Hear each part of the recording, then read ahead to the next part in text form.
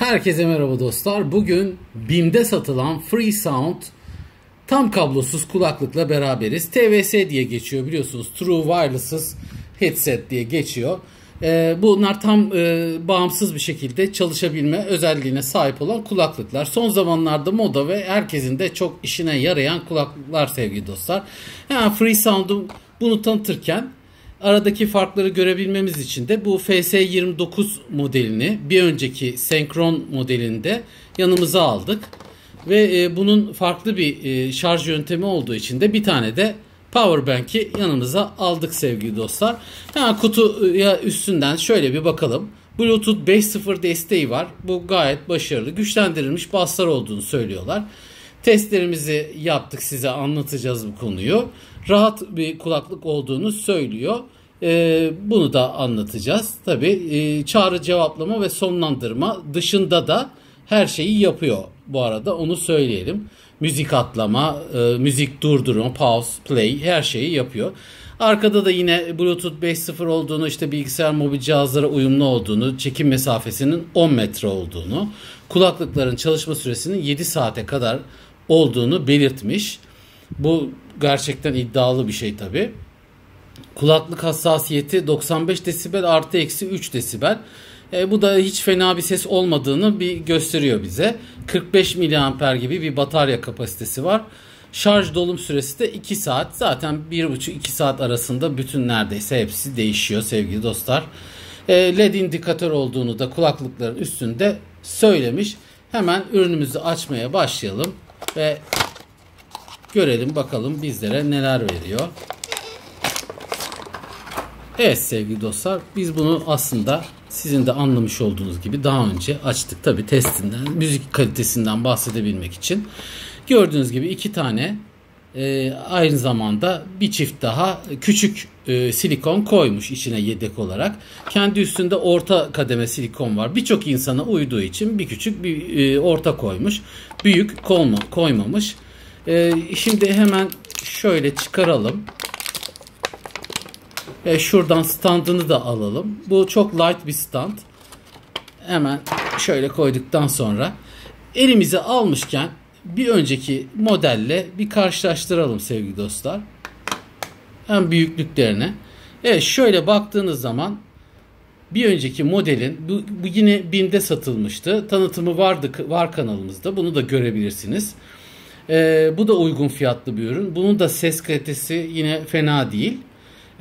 Ama büyüklüklerine bakarsanız ciddi fark ediyor. Bakın, tombikliği gitmiş. Buradaki büyük yani şu kulaklık bazı insanların küçük kulaklıklara olmayabiliyordu. Burada bayağı küçültmüşler. Güzel bir hale gelmiş sevgili dostlar. Evet, bunu da gördük ama bunun kutusunun bazı avantajları vardı. İşte kapaklı kutu. Burada kutunun şarj seviyesini görebilmek gibi bazı özellikler vardı. Mıknatısları işte daha sağlamdı falan. Ama gördüğünüz gibi minnacık bir stand. Küçücük arkadaşlar. Görüyorsunuz ne kadar küçük olduğunu. Böyle serçe parmağım kadar falan bir stand. Bunu nasıl şarj ediyoruz? İçinden kablo çıkmasına gerek yok çünkü şu şekilde açıyorsunuz ve hemen açmışken de sevgili dostlar şuradan takalım. Yalnız bunu şöyle yapamıyoruz. Dikkatli olmanız lazım. Yani şurayı tutarak takarsanız, çünkü USB girişi sağlam bir yerse geri itecektir. Şöyle taktığınız zaman şu şekilde, üstüne de taktığınız zaman hemen koyalım. Oradan şarj etmeye başlıyor sevgili dostlar. Bakın şöyle, biz bunu uzun süre dışarıda bıraktık açık bir şekilde. Kendini kapatıyor bu arada. Otomatik kapanma olması çok güzel bir şey bu arada sevgili dostlar. Şarjınızı burada yapıyorsunuz. İndikatörlerinizi böyle görebiliyorsunuz. Şu şekilde çıkarıp şurayı da katladığınız zaman, burası zaman içinde bozulabilir mi? Evet, bu risk var açık söylemek gerekirse. CE sertifikası da almışlar. Bu çok güzel bir durum. Şöyle küçücük, bakın çok daha güzel bir durumdan bahsedeceğim size. Bunu bu şekilde taşımanız mümkün değil sevgili dostlar. Çünkü bu ürünü bu şekilde cebinizde zaten dağılır. Yani tıktığınızda küçücük ama bu şekilde durmaz. Zaten mıknatısları tutuyor gayet güzel ama hani biraz silkelerseniz gördüğünüz gibi bırakmış oluyor kendini. Ama bakın şöyle bir kılıf vermiş. Su geçirmez, çok hoş bir kılıf. İnanın, bakın parlak parlak. Freesound. Şöyle yerleştiriyorsunuz içine. Şuradan da çektiniz mi büzüştürüp cebinize dağılmadan rahat rahat koyabiliyorsunuz ve dağılmıyor gerçekten de. Enteresan bir şekilde. Gayet hoş bir kesecik vermiş. Bu güzel bir ayrıntı sevgili dostlar. İçinden bir de kullanma kılavuzu, Türkçe tanıtım kılavuzu çıkıyor. Bazı ayrıntılarını da burada değil, pek bakmıyoruz ama hani biz test ederek çözüyoruz bazı şeyleri. Ama bu gördüğünüz gibi 5 volt 1 amperle bir USB desteği veriyor. Hızlı bir şekilde dolabileceğini söylüyor sevgili dostlar. Evet, şöyle hızlı kılavuzumuzu atlatalım. Arkada burada ekstra neyi belirtmiş? Toplam ürün ağırlığı 17 gram demiş. Çok hafif bir ürün olduğunu da buradan anlayabiliyoruz. Üzerlerinde LED indikatörleri gördük. Az önce yandılar zaten. Güçlendirilmiş bas olduğunu, ki bahsedeceğiz biraz sonra, söylemiş. Evet, buradan hemen şöyle bazı bağlantı özelliklerine geçelim. Bakalım nasıl bağlı. Bir kere her şeyden önce Bluetooth bölümüne gelelim. Ve Bluetooth'umuzu açalım sevgili dostlar. Freesound'umuzu da çıkaralım standından. Evet, gördüğünüz gibi çok hızlı bir şekilde bağlandı. Burada zaten sizin Android sürümünüze göre gösterebiliyor yüzdesini. %80 doluymuş şu anda. Freesound FS42 diye belirtmiş ürünü. Hemen biraz müzik dinleyelim. Biz dinledik ama müzikleri nasıl atlatıyor, ne yapıyor onu görmek adına belki şuradan bağlıyken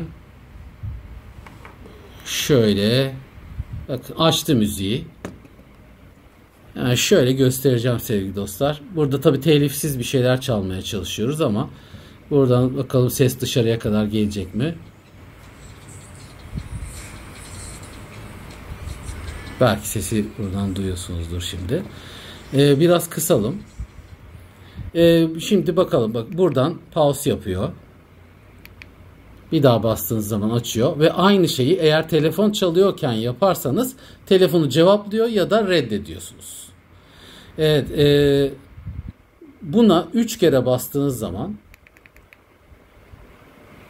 bir sonraki bölüme, tabii reklama attı ama bir sonraki müziğe geçiyor arkadaşlar. Yine öbür kulaklıkla bunu 3 kere basarsanız bir önceki müziğe geçebiliyorsunuz. Şöyle yaptığınız zaman hemen son aramanızı, gördüğünüz gibi annemizi aramışız. 2 kere yaptığınız zaman da son aramanızı tekrar ediyor sevgili dostlar. Yani tüm fonksiyonlar çalışıyor. Yani şöyle anlatayım ben size. Yani bu ürünün tuşlarıyla rahat bir şekilde müziklerinizi ileri alabiliyorsunuz, geri alabiliyorsunuz, play pause yapabiliyorsunuz, son aramanızı arayabiliyorsunuz, aramalarınızı cevaplayıp reddedebiliyorsunuz. Gayet başarılı olmuş ve öncekine göre kompakt olması çok güzel. Şöyle söyleyeceğim.